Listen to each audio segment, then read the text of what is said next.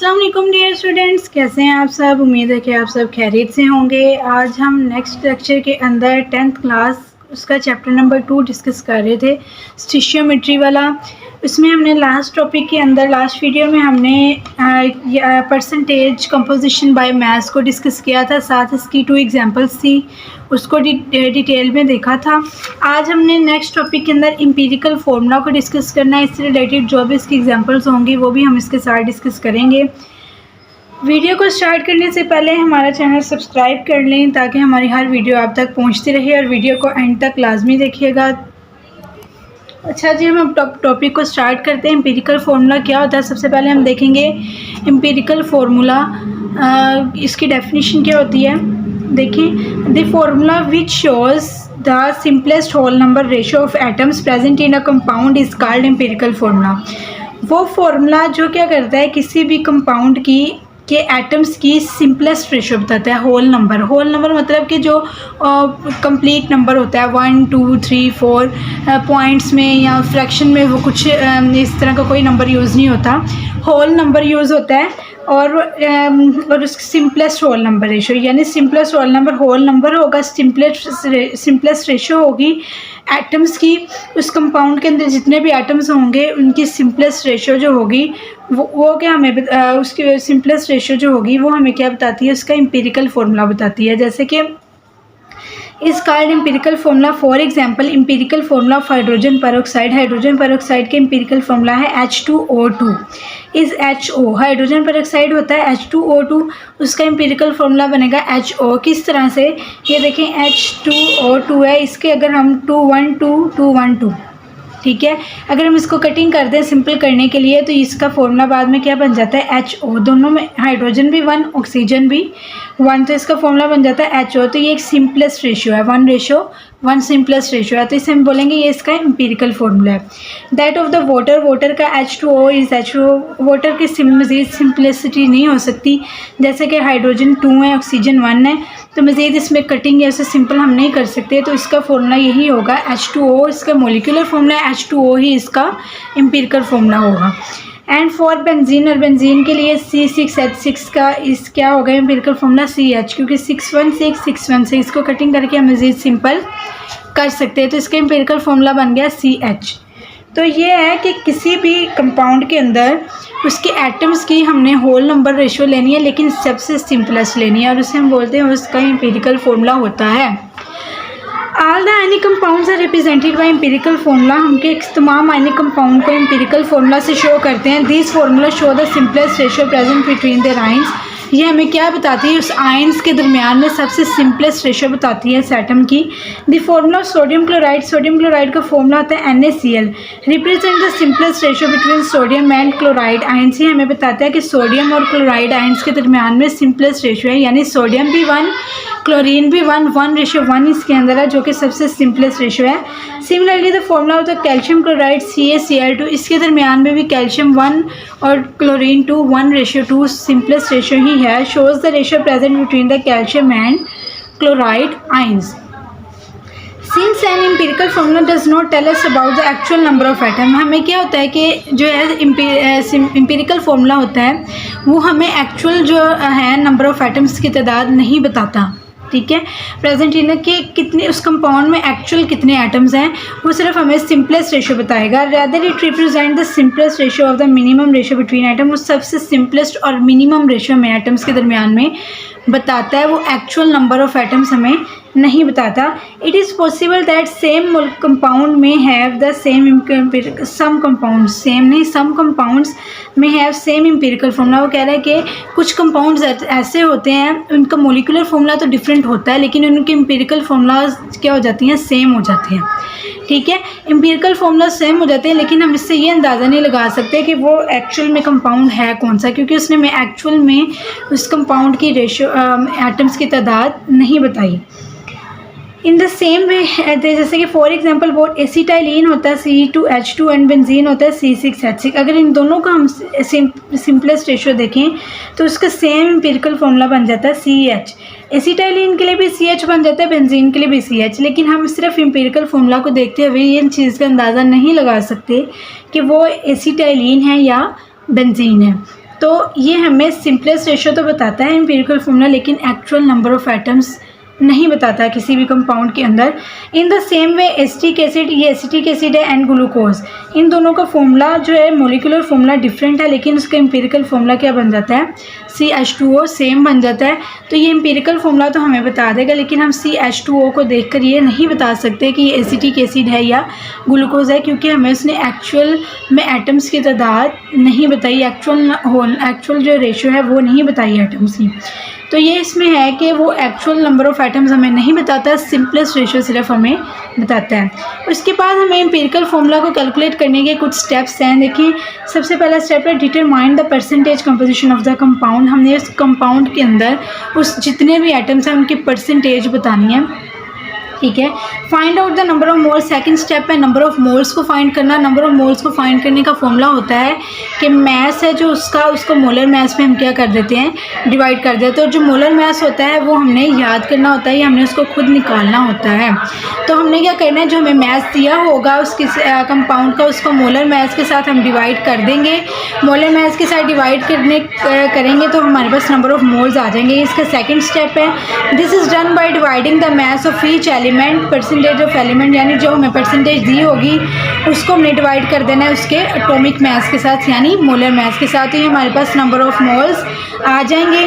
Determine the atomic ratio of each element in the compound. इसके बाद हमने atomic ratio find करनी है। एटॉमिक रेशियो को फाइंड करने का ये तरीका होता है कि जितने भी हमने नंबर ऑफ मोल्स इसके निकाले हैं, 1 बाय 1 तमाम एटम्स के नंबर ऑफ मोल्स निकाले हैं, तो उसमें से जो सबसे लोएस्ट नंबर ऑफ मोल्स जिस एटम का निकला होगा उससे हमने तमाम नंबर ऑफ मोल्स को डिवाइड कर देना है।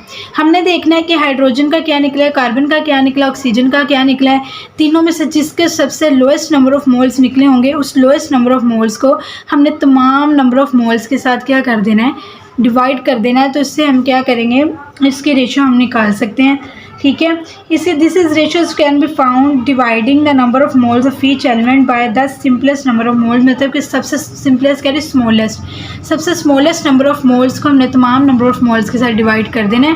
तो उससे हम इसके एटॉमिक रेशियो निकाल लेंगे। नेक्स्ट स्टेप है हमारे पास, जो कि हमारे पास नेक्स्ट स्टेप दिया हुआ है। नेक्स्ट स्टेप है हमारे पास if the atomic ratio obtained in simple whole number, मतलब कि अगर तो एटॉमिक रेशियो हमारे पास सिंपल होल नंबर में आ गई है तो it gives the empirical formula, तो हमें एम्पिरिकल फॉर्मूला हम बना सकते हैं। अदरवाइज़ हमें किसी भी उसे सूटेबल डिजिट के साथ मल्टीप्लाई करना पड़ेगा ताकि हमारे पास वो एक होल नंबर आ जाए, रादर देन कि वो पॉइंट में हो या के फ्रैक्शन में हो, तो हमने एक होल नंबर लेना है, ठीक है। उसके बाद use this whole number ratio as a subscript for the element to go to the empirical formula. फिर हम उस रेशियो को क्या करेंगे, यूज़ करेंगे एम्पिरिकल फॉर्मूला को लिखने के लिए। तो 5 स्टेप्स थे इसके, जिसमें से फर्स्ट स्टेप है हमने परसेंटेज उसकी देखनी है, सेकंड स्टेप में नंबर ऑफ मोल्स निकालने हैं, थर्ड में एटॉमिक रेशियो निकालनी है, फोर्थ में हमने उसको सूटेबल डिजिट से मल्टीप्लाई कर देना है। तो ये हमारे पास रेशियो आ जाएगी, एम्पिरिकल फॉर्मूला बन जाएगा। तो ये टॉपिक था, ये स्टेप्स थे। नेक्स्ट हम इसके एग्जांपल को देखते हैं कि एग्जांपल हमने किस तरह सॉल्व करनी है। एग्जांपल देखें, the percentage composition of a compound shows, एक कंपाउंड है हमारे पास, उसमें जो परसेंटेज है एलिमेंट्स की वो क्या है, एटम्स की, इट में कंटेन 25.26% मैग्नीशियम। इसने मैग्नीशियम की परसेंटेज हमें दे दी है 25.26 एंड 74.74 क्लोरीन, क्लोरीन की परसेंटेज दे दी है 74.74 chlorine. Find out it's empirical formula, empirical formula हमने फाइंड करना है। तो हम स्टेप बाय स्टेप इसे करते जाएंगे। फर्स्ट स्टेप था हमारे पास, हमने परसेंटेज कंपोजिशन देखनी है। देखिए, change the percentage composition of element to gram, हम इसको ग्राम में चेंज कर देंगे। ग्राम में हमने सिंपल उसे क्या करना है, उसके साथ हमने ग्राम इसका यूनिट लगा देना है, अदरवाइज उसकी परसेंटेज ही उसका मैस होती है। देखिए, मैग्नीशियम की ये परसेंटेज है तो सिंपली हमने उसके साथ ग्राम लगा के उसको मैस में चेंज कर दिया, और क्लोरीन की ये परसेंटेज है तो हमने उसके साथ ग्राम लगा के क्लोरीन को मैस में चेंज कर दिया। अब ये हमारे पास मैग्नीशियम का मैस आ गया है और ये हमारे पास क्लोरीन का मैस आ गया है। अब हमने क्या करना है, नंबर ऑफ मोल्स निकालने हैं। सेकंड स्टेप में नंबर ऑफ मोल्स निकालने के लिए हमारे पास फॉर्मूला मैस को डिवाइड कर देना है मोलर मैस के साथ। तो मोलर मैस मैग्नीशियम का होता है 24, ये आपको याद करना पड़ेगा। क्लोरीन का होता है 35.5, ये भी आपको याद करना पड़ेगा। तो हम क्या करेंगे, दोनों के मैस को उनके मोलर मैस के साथ डिवाइड कर देंगे। मैग्नीशियम के मैस को 24 के साथ डिवाइड किया तो ये नंबर ऑफ मोल्स आ गए, और क्लोरीन के मैस को हमने उसके साथ डिवाइड किया मोलर मैस के साथ, तो उसके नंबर ऑफ मोल्स ये आ गए। अब हमने देखना है दोनों में से नंबर ऑफ मोल्स लोएस्ट किसके हैं, तो ये है मैग्नीशियम के लोएस्ट हैं, तो हम मैग्नीशियम के नंबर ऑफ मोल्स को डिवाइड करेंगे दोनों नंबर ऑफ मोल्स के साथ। देखिए एटॉमिक रेशियो निकालने का क्या तरीका होता है, हमने दोनों नंबर ऑफ मोल्स को इन दोनों में से जो लोएस्ट नंबर ऑफ मोल्स उनके साथ डिवाइड कर दें। तो मैग्नीशियम के नंबर ऑफ मोल्स लोएस्ट हैं, तो हम क्या करेंगे 1.05 को 1.05 से ही डिवाइड कर देंगे, तो हमारे पास 1 रेशियो आ जाएगी। सेकंड 2.10 है हमारे पास, तो इसको भी हम किससे कर देंगे 1.05 से। क्यों किया है, क्योंकि हमने लोएस्ट नंबर ऑफ मोल्स के साथ डिवाइड करना होता है दोनों में से, तो हमने इसको भी इससे डिवाइड कर देंगे, तो हमारे पास रेशियो आ जाएगी 2। अब हमें लास्ट वाला 4th स्टेप करने की ज़रूरत नहीं है, किसी भी डिजिट से मल्टीप्लाई करने की ज़रूरत नहीं, क्योंकि ये दोनों ही होल नंबर्स हैं, पॉइंट्स में हमारे पास आंसर नहीं आया, तो हम सिंपल इसका क्या फॉर्मूला लिख देंगे। देखें 1 है तो मैग्नीशियम का 1 ही रह देंगे, Mg लिख देंगे, क्लोरीन के 2 हैं तो हम Cl के साथ क्या लगा देंगे 2, तो MgCl2 के आगे हमारे पास इसका एम्पिरिकल फॉर्मूला आ जाएगा। तो empirical formula magnesium chloride is MgCl2। तो ये एग्जांपल है, सिंपल आपको ये समझ आ गई होगी। नेक्स्ट एग्जांपल सेम इसी तरह से, सिर्फ इसमें 3 एटम्स की बात हो रही है। The percentage composition of an organic compound by mass is 64.8। इसमें जो है कार्बन की परसेंटेज दी हुई है 64.8, हाइड्रोजन की दी हुई है 15.62 और ऑक्सीजन की दी हुई है 21.58। हमने एम्पिरिकल फॉर्मूला निकालना है, तो सबसे पहला स्टेप था हमारे पास, हमने इसको ग्राम्स में चेंज करना है। तो ग्राम्स में चेंज करना है कि सिर्फ हमने सिंपली उसका यूनिट चेंज कर देना है, तो जितनी परसेंटेज होती है वही हमारे पास उसका क्या होता है मैस होता है। तो देखिए कार्बन की 64.8% थी, उसके साथ हमने ग्राम लगा दिया तो इसका मैस में चेंज हो गया। सेम इसी तरह से हाइड्रोजन का भी मैस हम बना लेंगे और ऑक्सीजन का भी मैस हम जनरेट कर लेंगे। नेक्स्ट स्टेप है हमारे पास नंबर ऑफ मोल्स निकालना है। नंबर ऑफ मोल्स का फॉर्मूला होता है कि मैस जो है हमारे पास उनको उनके मोलर मैस के साथ डिवाइड कर देना। तो मोलर मैस कार्बन का होता है 12, ये आपको लर्न करना पड़ेगा। हाइड्रोजन का होता है 1, ये भी आपको लर्न करना पड़ेगा। ऑक्सीजन का होता है 16, ये भी आपको लर्न करना पड़ेगा। तो हमने क्या करना है, तीनों के मैसेज को उनके मोलर मैसेज के साथ डिवाइड कर देना है। कार्बन के मैस को 12 के साथ डिवाइड करेंगे, 5.4 आंसर आ गया। तो उसके मैस को हम 1 के साथ डिवाइड करेंगे, हाइड्रोजन को 15.62 आंसर आ गया। 21.58 को हम 16 के साथ डिवाइड करेंगे तो 1.35 आंसर आ जाएगा हमारे पास। तो ये हमारे पास तीनों के नंबर ऑफ मोल्स आ गए। अब एटॉमिक रेशियो निकालने के लिए हमने देखना है तीनों में से नंबर ऑफ मोल्स सबसे लोएस्ट किसके हैं। तो 5.4, 15.62 और 1.35 में से सबसे लोएस्ट नंबर ऑफ मोल्स किसके हैं, ऑक्सीजन के, जो कि सिर्फ 1.35 है। तो हमने 1.35 से तीनों के नंबर ऑफ मोल्स को डिवाइड करना है। हमने लोएस्ट नंबर ऑफ मोल्स को ढूंढकर और उसको हमने तीनों के साथ डिवाइड करना होता है। तो देखिए एटॉमिक रेशियो निकालने का क्या तरीका है, 1.35 को तीनों के नंबर ऑफ मोल्स के साथ डिवाइड करेंगे। तो देखिए 5.4 को भी 1.35 से डिवाइड किया, 4 आंसर आ गया।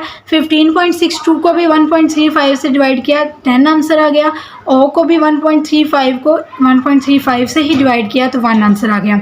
अब हम इससे क्या कर सकते हैं, हम इसको एम्पिरिकल फॉर्मूला राइट कर सकते हैं। तीनों हमारे पास होल नंबर आए हैं, हमें सूटेबल डिजिट से मल्टीप्लाई करने की ज़रूरत नहीं है। तो हम क्या करेंगे, सिंपल इसको हम फॉर्मूले की फॉर्म में लिखेंगे। तो empirical formula of the compound क्या है, कार्बन के 4 हैं तो हम C4 लिख देंगे, हाइड्रोजन के 10 है तो H10 लिख देंगे, ऑक्सीजन का